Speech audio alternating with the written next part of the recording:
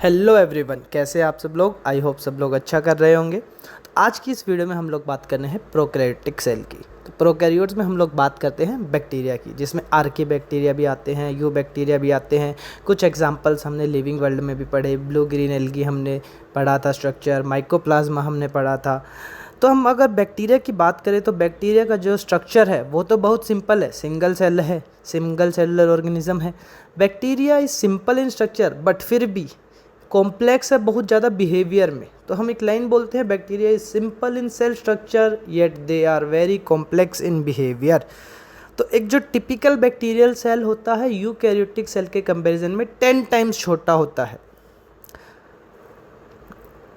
अगर हम लोग और थोड़ा डिटेल में जाएं, अगर हम लोग एक बैक्टीरिया के स्ट्रक्चर में जाएं तो सबसे पहले हम उसके सेल एनवलप के बारे में पढ़ते हैं। तो जो सेल एनवलप है बैक्टीरिया का वो 3 लेयर्स का बना हुआ है।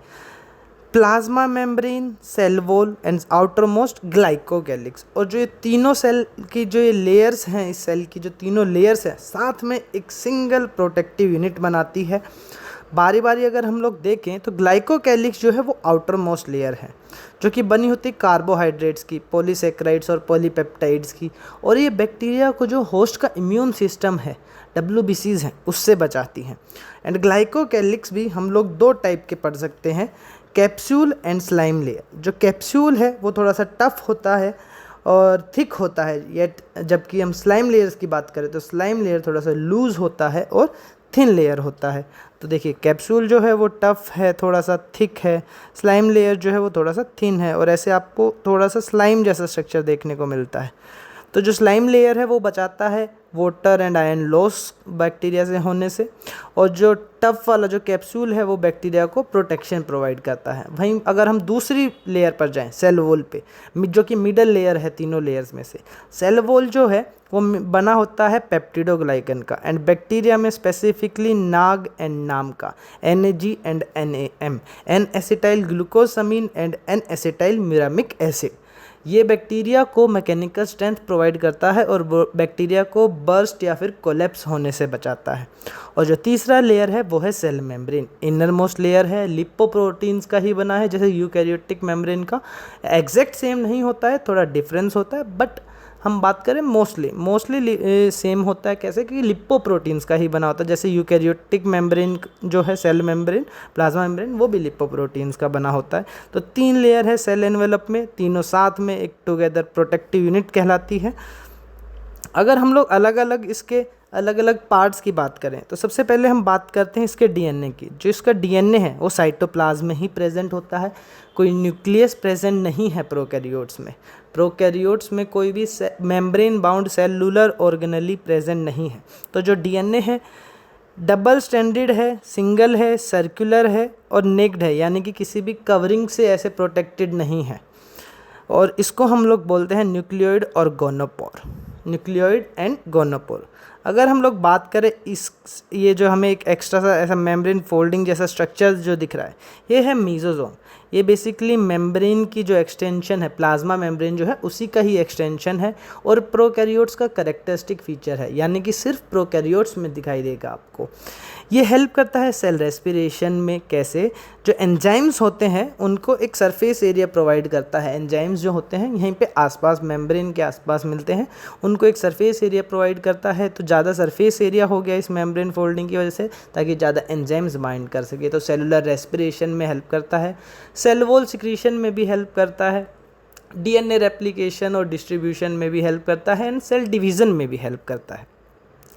साथ में हमें यहाँ पर ऐसे एक वेसिकल जैसे स्ट्रक्चर देखने को मिलते हैं जो कि मेम्ब्रेन से ही बाउंड है, प्लाज्मा मेम्ब्रेन से, जिनको हम बोलते हैं क्रोमेटोफोर्स।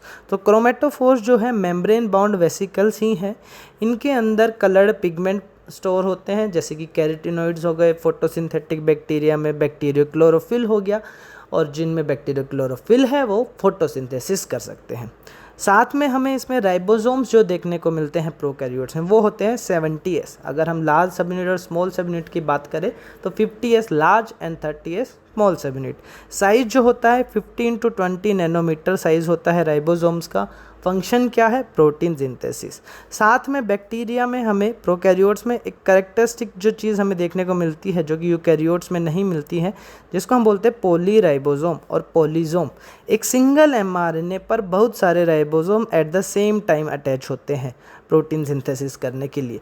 पॉलीराइबोसोम और पॉलीजोम सिर्फ हमें प्रोकैरियोट्स में देखने को मिलता है, बैक्टीरिया में देखने को मिलता है। सेल एनवलप में हमने प्लाज्मा मेम्ब्रेन, सेल वॉल और ग्लाइकोलाइसिस के बारे में देख लिया। साथ में हमें यहाँ पे एक देखने को मिलता है एक और प्लाज्मिड। प्लाज्मिड क्या है, प्लाज्मिड जो है एक्स्ट्रा क्रोमोसोमल डीएनए है, यानी कि जो इसका मेन जेनेटिक डीएनए है उसके एक्स्ट्रा डीएनए का एक पार्ट है, एक्स्ट्रा क्रोमोसोमल है, सेल्फ रेप्लिकेटिंग है, यानी कि ये जो हमारा जेनेटिक यानी कि प्रोकैरियोट्स का जो जेनेटिक डीएनए है उसके ऊपर डिपेंड नहीं करता है खुद के रेप्लिकेशन के लिए। Extra chromosomal, self replicating, double standard होता है और सर्कुलर होता है। इसमें हमें कई बार बैक्टीरिया के अंदर अलग अलग एंटीबायोटिक रेजिस्टेंस जीन देखने को मिलते हैं।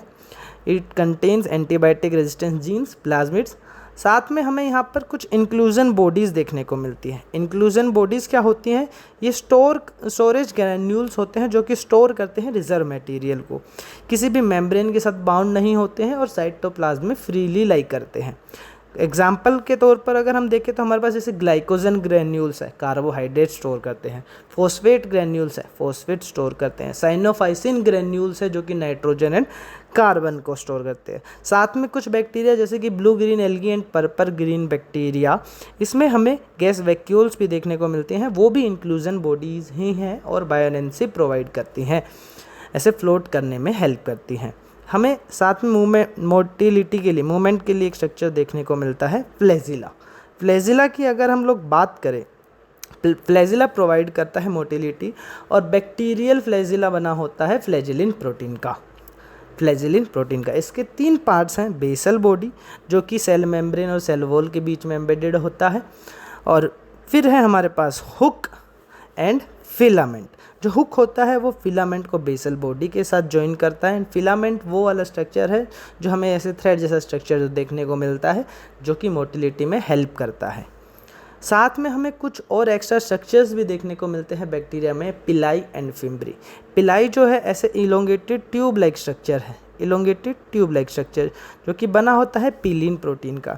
ये हमें कहाँ देखने को मिलता है, जब हम पढ़ते हैं कॉन्जुगेशन बैक्टीरिया में, तब वहाँ पे एफ पिलाई देखते हैं, वही पिलीन प्रोटीन का बना होता है जिसको हम लोग सेक्स पिलाई भी बोलते हैं। और जो फिम्ब्रे हैं वो स्मॉल है, थिन है, ब्रिस्टल लाइक स्ट्रक्चर फाइबर्स होते हैं, Bristol like fibres, small and thin. इनका काम क्या है, ये अटैचमेंट और एंकरेजमेंट का काम करता है। बैक्टीरिया को रॉक्स के साथ अगर अटैच होना हो, एंकरेज होना हो स्ट्रीम्स में या फिर होस्ट में, वहाँ पर बैक्टीरिया को हेल्प करते हैं फिम्ब्री। तो ये था एक बैक्टीरिया के स्ट्रक्चर के बारे में, उसके अलग अलग पार्ट्स के बारे में। So thank you so much, thank you for watching the video.